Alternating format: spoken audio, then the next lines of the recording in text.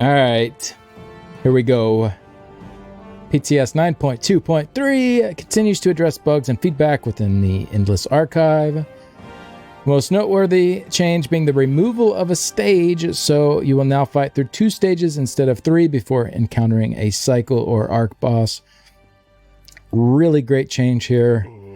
I'm really glad they listened to feedback on this because this is going to help the flow of it so much. And I heard Castini linked that interview that Finn was in, and he was saying that internally their team felt like it was a lot snappier as well, and like the flow of things went better. So I'm really glad they listened to feedback on this and tried it out, and it seems like they agree that it is better with only the 2 stages instead of 3 before the boss. All right. Item sets, Basalt Blooded Warrior. Oh, known issues. Okay, we got some known issues here. This set does not currently interact properly with bar swapping, while the set is only active on 1 bar in some cases. Oh, that's... So what they're saying is they're going to nerf it. Because right now you can just front bar it and get the major heroism to carry over to the back bar. Well, that's sad, but it is what it is. All right, Gardener of Seasons. This is the Warden set. This set is currently undergoing internal adjustments to make the set simpler to understand and use. Thank you. Thank you. Our goals are to simplify the conditions necessary to enter Harbinger of Fall while making its action requirement more appropriate for the defensive bonuses it offers, since it currently may be needed in the heat of the moment, but requires a minimum time investment to enter. In addition to this, we plan on changing the major MAME it provides to Major Cowardice, so it does not suffer from sharing named effects with other class sets. Finally, we plan on reducing the duration of time investment for Harbinger of Fall from 10 seconds to 6 seconds, so it's easier to swing between fall and spring, while also allowing you to refresh fall, so if you require more drawn-out defensive windows, you still have the opportunity to do so. I mean, we'll have to see what they do, right? This is just like, yeah, this is kind of, I think it seems like it's in the right direction for sure if they are making it simpler to have this side of it or have this side of it, like pick which one you want to proc, get those effects. I don't know how much that really helps it to change it to Major Cowardice versus Major MAME. I mean, you can have a Nightblade just do this.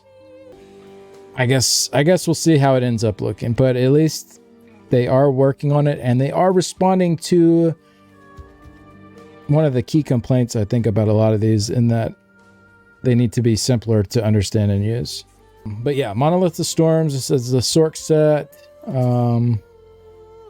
So known issues for that is that set's damage is ignoring line of sight, and a preliminary fix has been found for the set's inability to critically strike, but requires more thorough testing before implementing it. Wrath Sun, this set is currently undergoing internal investigations to slightly reduce its maximum stat count to increase the frequency of its effects, and to slightly reduce its passive resource recovery power. Yeah, I think this would be great if it just went off more. Make the damage you get from Novas using this more in line with what you'd get from a traditional proc set. So I think that's a good idea. Be more fun to use. You know, I don't see this being like a crazy good PvP set anyways, just because it's going to take forever to stack it up, and then like people just don't stand in the Nova. Like, it's like, I don't know. So yeah, I'm on board with this. Crank it up. Let it be easier to shoot off Novas. This is 10 stacks. I don't know about 10 stacks, Jedius. That might be a little low, but I wouldn't complain if they did it. But I think most of this is probably the right direction. Vitalizing Glyphic. The resonating Glyphic morph. This morph now requires you to be in combat to activate the ultimate. Get wrecked, pre-buffers. Since this morph changes the target context of what you're summoning to be an attackable enemy rather than the standard allied target, we found that casting this ultimate morph has been contributing to some in-combat state confusion, where players are in combat for simply casting the ultimate, even with no nearby foes, while simultaneously allowing others to circumvent while in combat requirements of certain effects, like item sets or special abilities. To correct both of these issues, we're making the change to require you to already be in combat before placing the ultimate. Should help remove those pesky situations where you accidentally activate the ultimate while trying to loot a chest and then get stuck in combat with your group. Clamp down on the pre-buffing opportunities it was offering while not disrupting the intended use of the ultimate to act as a powerful heal and buff for you and your allies. Yeah, I typically don't really care about stuff like that, but when people start using stuff like this to then work on setting world records or top leaderboards for patches, then it starts to feel like, okay, this probably shouldn't be in the game because this is obviously something it's not intended. It's something that will probably be addressed once they figure out it's in the game. And, you know, I don't necessarily blame people that are using it because it's there. You could do it. You could make use of what it offered, but it was clearly not something that they intended for you to be able to use that way. So I feel nothing for those that lost that. So sorry y'all. It was pretty cheesy. To be honest, it's a relief it's removed. Score pushing organization gets a lot simpler now. Yeah, and I think when it comes down to it, a lot of the really gamey pre-buff type changes end up pushing things in that direction. It's just like, okay, that's one less headache we don't have to worry about anymore. Because you can't not take advantage of it. Exactly. It's not really that fun to do, but it adds so much power that it's hard to turn away and like say, no, we're not going to do it. But at the same time, I do think it makes the game better to not have it there. Monolith's Storm fixed an issue where the set was treated as single target direct damage rather than AoE damage over time. Okay. This is the Necromancer set. This set no longer grants minor resolve and minor protection in addition to Beautiful Corpse. Instead of these minor buffs, it now grants you up to 12% healing taken and reduces your damage taken by up to 12%. Both based on your missing health. I mean, for PvP, that seems kind of good. Like that. Some unique buffs on the set.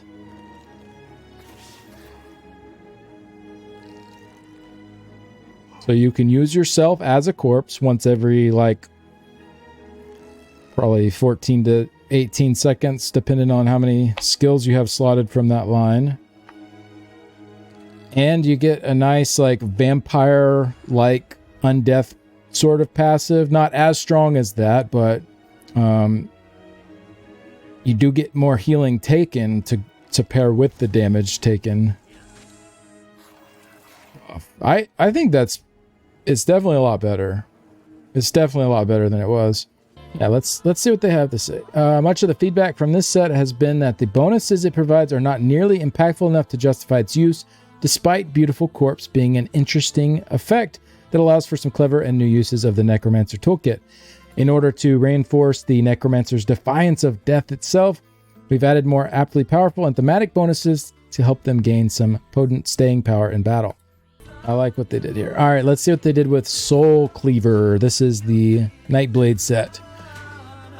The set's bonuses to damage and healing done with siphoning abilities no longer scale based on your ultimate and instead offer a flat 18% increase in damage and healing done and cost reduction for siphoning abilities. Set no longer requires you to actively have 20 ultimate to gain its effects. As such, the set now also applies to the ultimate abilities from the siphoning skill line. So just a flat 18% increase in damage done, healing done, and cost reduction for siphoning. I think it's better for sure, especially considering Nightblades are often cranking out low cost ults. You know, PvE DPS kind of, it's there's not enough damage coming from those skills in that line for an 18% increase. Like, you would need for this to stack up against other traditional DPS sets, you would need like 50% of your damage in your kit coming from these skills. Now, that isn't to say it doesn't have a PvE use. I think since it is the damage and the healing, I could see people using this to get some really nice heals and damage from like Swallow Soul and Sap Essence for running through stuff. I think it'll be a fun set. I think people will... I think it's a great idea to just simplify it like they did. Get rid of the whole strange like scaling up and down. It's just a flat amount that you're getting.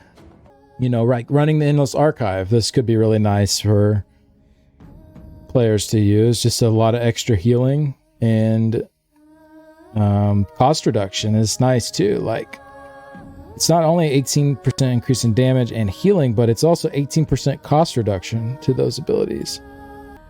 That's a nice buff for that skill line. I think the set is pretty solid overall. I don't know, like, people that are really pushing to like use the best setups for different situations, how much this will see use, but I think it's at least like a fun set that offers some good survival and some okay damage as well. All right, let's see what they have to say about this one. Originally, during testing, the set went through many iterations to try and avoid behavior where the set could enable Nightblades to become incredibly powerful in areas they have not been. Many restrictions and regulations were put in place to attempt to quell issues. As the set went to the PTS and we began receiving feedback, much of the feedback was pointed to how overly complicated the set seemed to be. As such, we've simplified the set immensely while also easing back on its ceiling potential, correcting both some of the insane power the class obtained when not using their ultimate, while also allowing the set to fit into the normal play patterns Nightblade is traditionally played, where it can utilize ultimates more rapidly than most other classes due to its passives and costs. It's our hope that this set still remains impactful at enabling Nightblades to tap into the siphoning power fantasies more effectively, with an outcome that is simpler to use and understand. Yeah. I think this is, it's definitely the right idea. I really like reading through these patch notes this week. So much of this is from directly lines up with feedback I've seen. And so it's very clear they are reading feedback that's sent in. Simplifying these is big. I'm glad they're going that route. It says they're going to do that with Gardener of Seasons, the Warden set. They're going to make Wrathsun a little easier to proc. They've gone through now and simplified Soul Cleaver as well. It's definitely the right direction. All right, here we go. Endless Archive adjustments. You'll now fight through 2 stages rather than 3 before encountering a cycle or arc boss. Like I said earlier, this is a really good change. I'm glad they listened on this. And I'm glad they tested it internally and also came to the same conclusion. That's what Finn was saying in an interview that he had. He was saying when they tested out just doing 2 stages instead of 3, it felt snappy, he said. Like, the flow of it was better. So I'm glad they aren't just like begrudgingly changing this for the players, but they also like tested it and they're like, yeah, that actually feels better. So I feel that's good overall. This dungeon snaps. We We've seen the feedback that stages with non-boss monsters feel fatiguing. We agree and have decided to remove a stage per cycle to alleviate these concerns. Stage selection is now more varied as you progress through arcs and cycles. Okay. Have to see what that means exactly. It's a little bit vague, but I mean, I assume just more randomness, where maybe they had it set a little more like random, but within certain confines. I'm not too sure. You'll no longer see the leaving instance countdown timer reset when returning to the lobby. You will now always be returned to the index when all threads of fate have been cut. You can no longer loot chests you were not present for when the encounter was completed.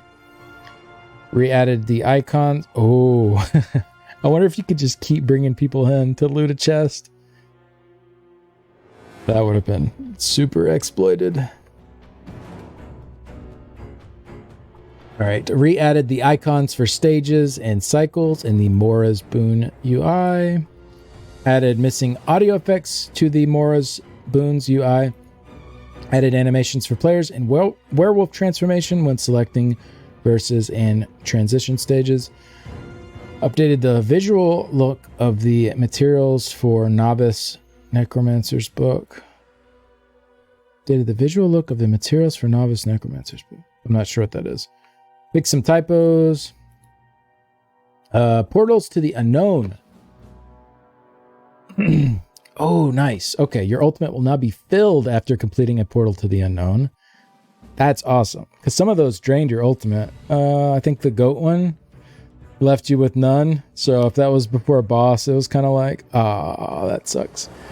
So that's cool. After you do one of the side rooms, you just get full ult. Your character will no longer remain slowed if you stealth prior to being changed into a watcher or goat. You can no longer stealth while transformed as well. Yeah, that would that would suck. If you got stuck slow on those, pretty much not going to complete them if that's the case. You can no longer target your partner with headbutt. Okay, I didn't know you could do that, but that's pretty funny. Fix an issue where you could get stuck in some portals to the unknown when using the exit portal. Filer Core will no longer reappear if you leave the Endless Archive and return while in the Filer's Wing portal. Adjusted the collision of walls in the Filer Wing. The quests now properly share credit across the party. Oh, is this the book? Are these the book collecting ones? I noticed they weren't, but I just assumed that was intentional. You had to do your own, like for the second round of book quests where you have to collect 7. I noticed that it wasn't sharing, and I was just like, I guess they just want you to like have to take turns or let one person do all theirs and then the other person can do all theirs. But I guess I think that's what this is. I'm not 100% sure. Updated Destozuno's animations. Verses and visions. The Flame Aura verse no longer deals damage when the verse holder is dead. Okay. I actually did notice this one dealing damage while I was dead before. Lord Duskhaven, thank you very much. Appreciate that support. Yeah, thank you and St. Crow both. Appreciate y'all coming in with subs during our patch note review. It helps out a lot. Thank you.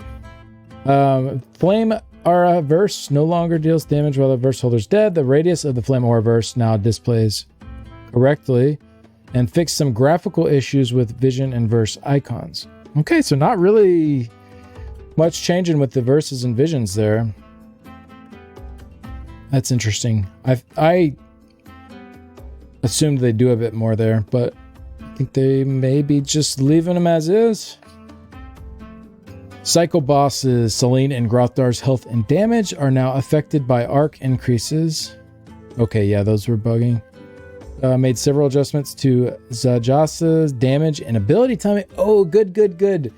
Yeah, this one was like, I hope that means you're going to get cursed less, because this fight was such a slog. It's like you'd go in, you'd do damage for a few seconds, and you get cursed, and the curse puts a big slow on you. Slowly run out, cleanse your curse, come back in, do damage for a few seconds, get cursed again, have to go. It was a really tedious fight. So hopefully that happens a little less often now. I hated Zajasa, yeah. No Lolly redeemed a cat. Yeah, give me a moment. How you doing, Lolly? I will gladly get a cat here shortly.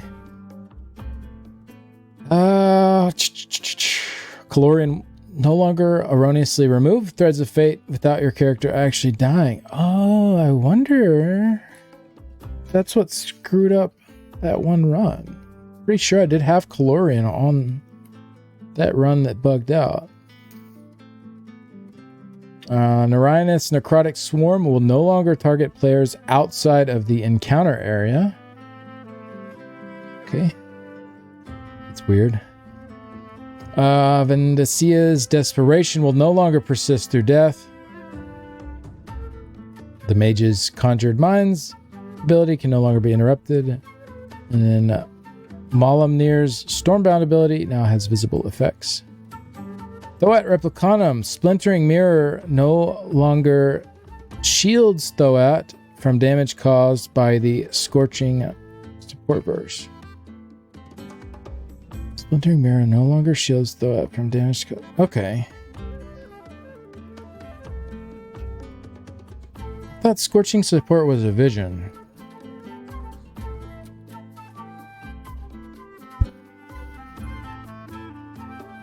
Maybe I'm thinking of something else.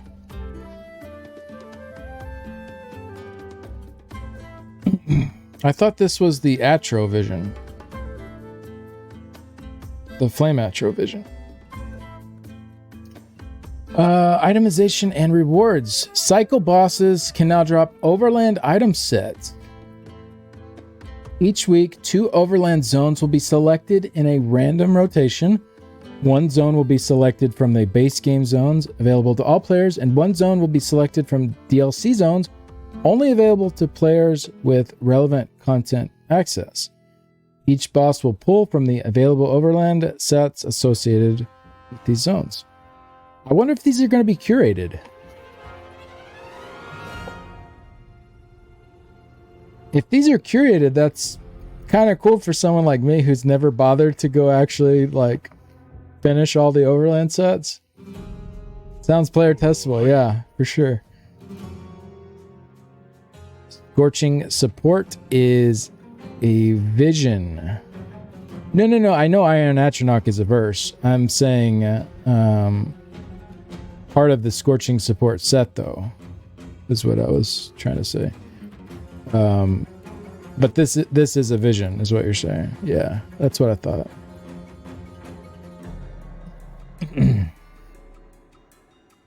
Though not for someone who uses a template, since yeah, that's true. I won't be able to check.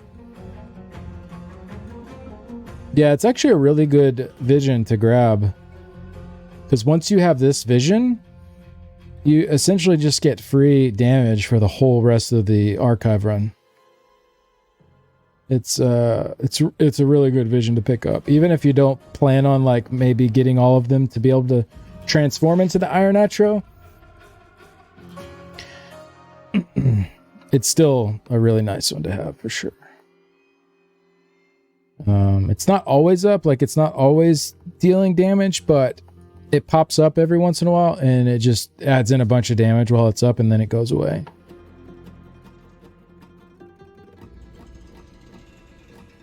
I think it's good they're adding gear to cycles, but disappointed in its overland stuff. Yeah, you know,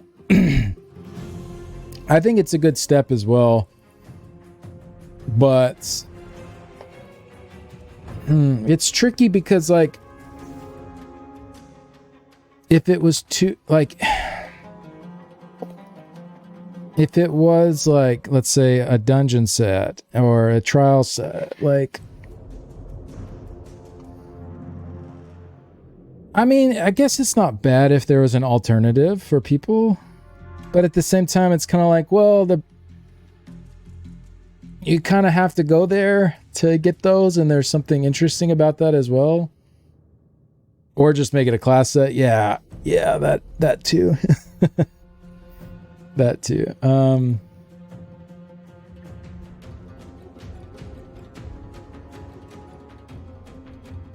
7 class sets with 36 slots each. Yeah, that's a lot of sets to collect.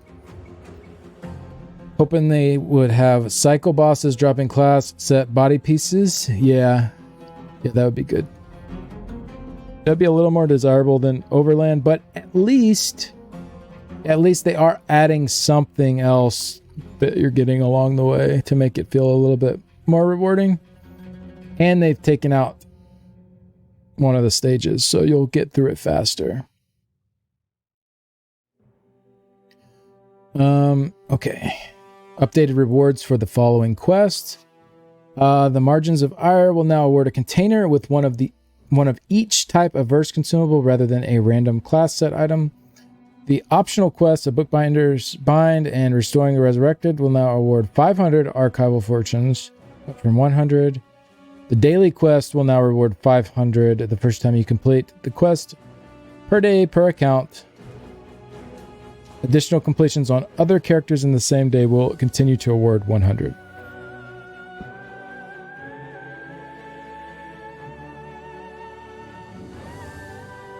I think that's good. That's going to help out.